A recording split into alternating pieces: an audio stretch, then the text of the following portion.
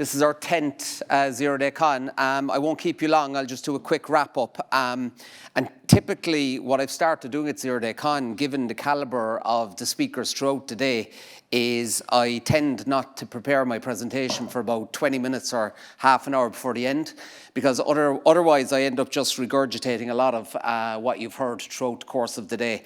And when I reflect on a lot of the messaging that I heard delivered today, starting out with Raluca at the beginning of the morning, I think there's been a consistent tone from every speaker who very eloquently described a lot of the challenges that the industry is facing. And one of the things Raluca said to me, or said at the start in her introduction, which I found really interesting, was when she talked about the kind of deep fake voice attacks. And this time last year, 12 months ago, we sold our company to a US multinational, and on the morning of Zero-Day Con, I was doing an interview with Charlie Taylor from the Sunday Business Post, and next thing one of my colleagues waved to me and he said, "Stop talking about the deal is off." I said, "The deal can't be off. We've signed all of the legals, everything is done. What are you talking about? The deal is off." And he said, "We just got a text message from the chief executive." And I said, that's a phishing text message. Forget about it. It can't be real. There's no way. He said, no, it's real. He rang. I said, he rang? I said, it's 4 o'clock in the morning in San Diego. He couldn't have rang. He said he rang and he said, "You're going to get a message. The deal is off. Keep it quiet. Don't talk to the media." It was already public, and it turned out it was just an incredibly well orchestrated, timed attack. And that was 12 months ago. So the velocity of those types of attacks have changed exponentially, I would say, over the last 12 months. And we've seen a huge volume of those. But also, a lot of people talked about the instability from a geopolitical perspective, and that's obviously creating, a huge amount of challenges. But in my day job, I spend a lot of time traveling around the globe, dealing with some of the world's largest corporations from Southeast Asia, India, the Middle East, Europe, and North America. And when we talk about AI and this revolution that the world is experiencing, I think you have to talk about agentic AI. And the market for agentic AI is the fastest growing enterprise tech segment in history. And, what is agentic AI? Why does it matter? How does it work? Well, the simple thing about agentic AI is what we've learned over the last 120 days is just how much value organizations are realizing from AI by writing software. And the industry has given that software a name, and that's agents. It's just software. But the ease of building this software and the effectiveness of this software has meant that the art of the possible now for organizations is stunning. So organizations are spinning up agents, and the functionality and the capabilities from them is absolutely incredible. And some of the use cases we're seeing are autonomous decision-making, multi-agent systems. We've got, the old agentic AI where you were responding to queries. You're now executing complex tasks. You had human in the loop. Now you have human on the loop. You would summarize information. Now you take a concrete action. And it used to assist human choice. Now it makes the decision. I would often describe it, it's like going from sat-nav to autonomous driving in a Waymo in New York. But what we're also seeing is we're seeing a price explosion. The cost of these frontier models is going through the roof. This is becoming incredibly expensive for organizations. In fact, the running joke right now in San Francisco is that you leave your laptop on the driver's seat of your car, they break in, they rob the laptop, they use up your cloud tokens, and then they put the laptop back. But it genuinely is getting that expensive. But I spend a huge amount of my time speaking with corporations, Fortune 500 companies, who are trying to figure out how do we operationalize this technology. And operationalizing technology, AI, is complex because there's many different flavors. Maybe it's AI applications or agents. Maybe it's AI for productivity, like co-pilots. Maybe it's AI for R&D using LLMs and so forth. But what we're seeing, and one of our last speakers touched on it, we're seeing the introduction of the Model Context Protocol, right? And if you're not dealing with this acronym right now, trust me, you will be dealing with it in the next 30, 60, 90 days. And that is becoming the TCP IP of AI. It's how we're going to control AI across every organization. It's like your USB-C for AI. It's effectively the bi-directional gateway that will connect all of your AI to your organization and to your data. It is decoupling the secrets, so it's making sure that you understand how the AI is authenticated, understanding what it can see, what it can touch, and have the correct guardrails in place. So we're seeing that MCP connection within organizations becoming incredibly important. And all of the hyperscalers now, the Googles, the Amazons, the Claudes, the OpenAIs are opening up their MCP systems to third-party integrations. So you're seeing companies where they're building integrations and they're helping organizations get ready to operationalize these incredibly powerful technologies. I think it's also important to talk about the frontier models. I mean, we've had a very interesting conference today, but one thing you'll notice about our industry is that if you look at the share price of many of the large cybersecurity vendors, their share price is on the floor. And I think there is a lot of big concerns about the part that the frontier model providers are going to play in this ecosystem. You have the Anthropics, the Geminis, the Groks, the Llamas, the OpenAIs, and we've also had Project Glasswing in the last few weeks. Now, I would argue that Project Glasswing was a marketing stunt, and for the simple reason that Anthropic actually do not have enough GPUs to actually ever commercialize this model. It was never, ever, ever going to be released. I think you're looking at 10 trillion parameters. They simply don't have enough money to run it. But what they have done is they've signaled their intent very clearly to move into the cybersecurity industry. And I anticipate what you will see is you will see in the coming weeks, Anthropic will open up their MCP layer for integrations with third-party vendors.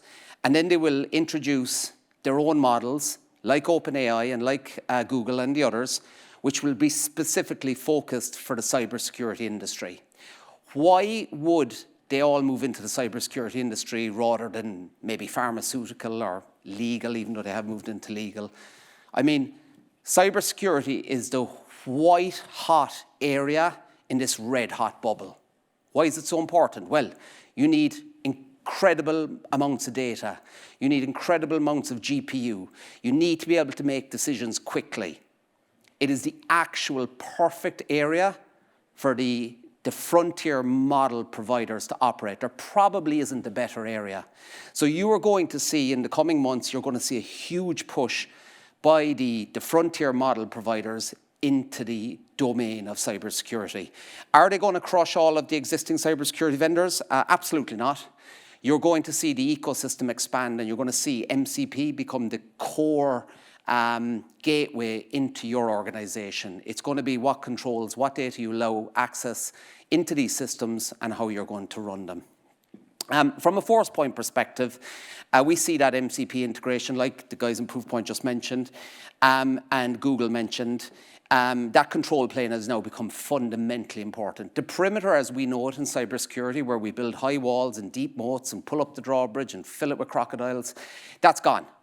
It's now the mandate from the organization is move fast, do more with less, operationalize AI for productivity, for R&D, for every aspect of the business. Except that's fraught with risk, right? And understanding data and making sure data is done properly is the final frontier. It's the final big challenge for organizations. And it is difficult. I promise you, data is one of the hardest things you can fix. And anyone here who comes from a large organization will know how difficult it is. Simple questions of like, where is our data? Sounds easy. I mean, maybe it's easy if you're a 50-person company, But if you're a 5,000 or 50,000 or 150,000 person company, discovering data is actually a real challenge, because maybe it's in NetApp on-prem, maybe it's in Google Cloud, maybe it's in Amazon, maybe it's in Oracle, maybe it's in SharePoint, maybe it's in Dropbox, maybe it's in OneDrive, maybe it's in SMB share files sitting on your network. And every time you want to access one of these different repositories, there's different stakeholders, there's different access credentials, there's different complexities associated with that.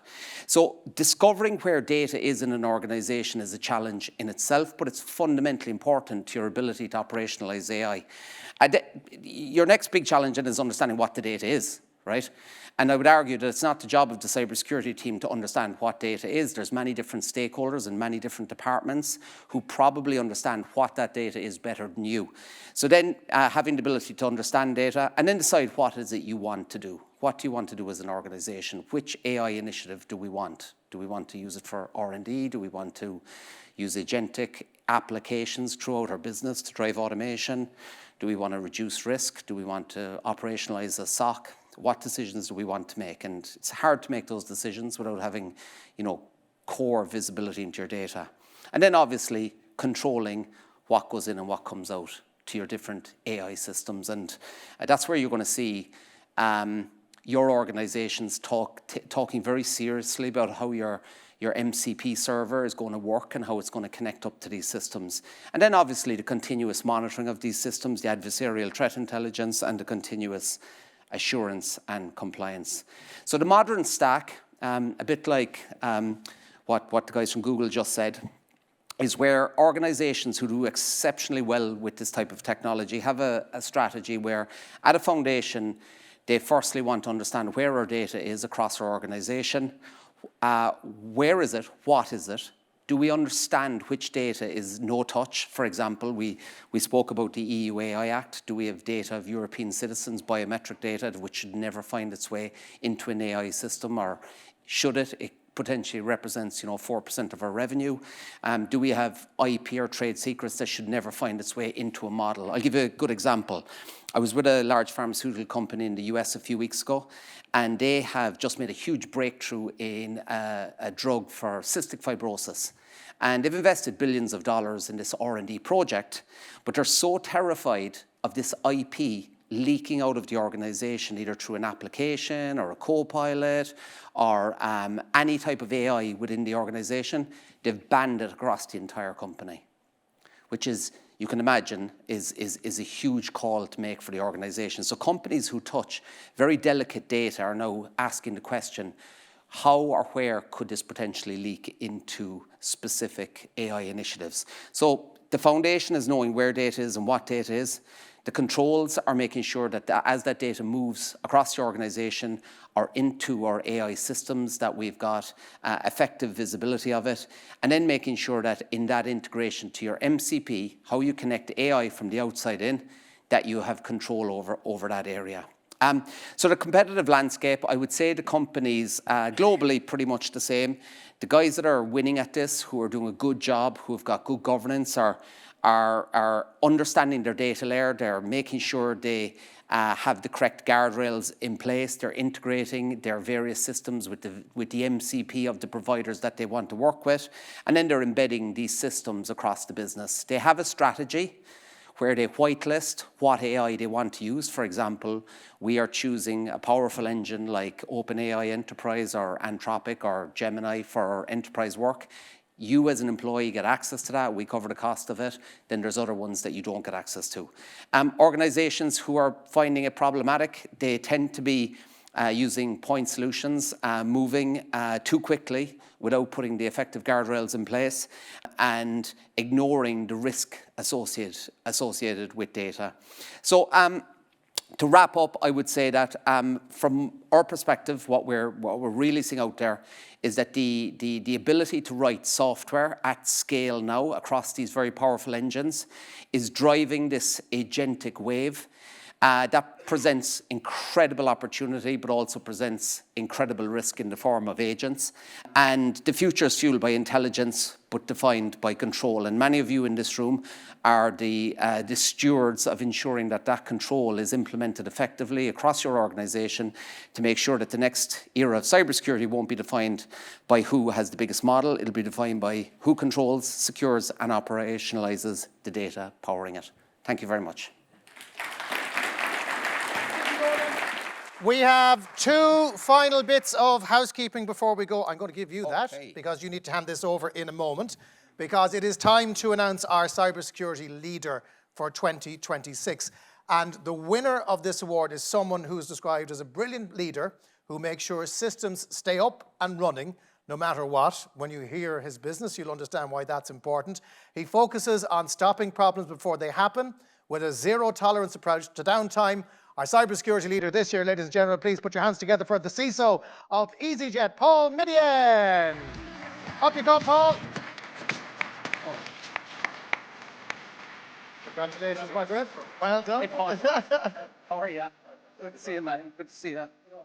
We'll look it over now and there. Over here for a photo. They have been keeping that so secret all day, they didn't even tell me who it was going to be. Sure. So he's been caught by surprise, and best of luck to Paul and the team at EasyJet. Ryanair haven't found out you're in Dublin, so you're fine. You've had a good afternoon so far.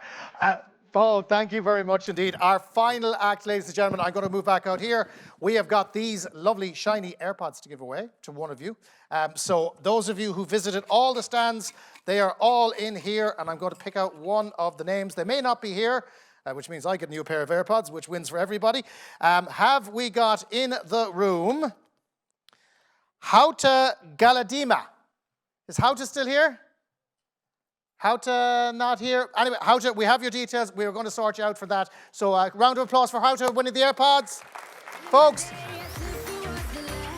10 years into this. Hello, Hauta. There you go. Congratulations. There you are. Well done to you. Excellent. We are 10 years into this project with Zero Day Con. We have to do it again. We have to come back next year, because next year we'll have moved on further again. Fingers crossed we'll all still be here in the same form. But what's important is you take away your learnings here today, because you are the representatives of everybody else. The people who turn on their computers absent-mindedly, expecting them to work. The people who we trust with our data and our information. They're all in your hands. And we can only ever do the best we can with the information we have been charged with. So today, you've gotten loads. On behalf of everybody here at Zero Day Con, Gora Mila Mahagav Galer, wherever you're traveling to, safe home, and we'll see you again next year.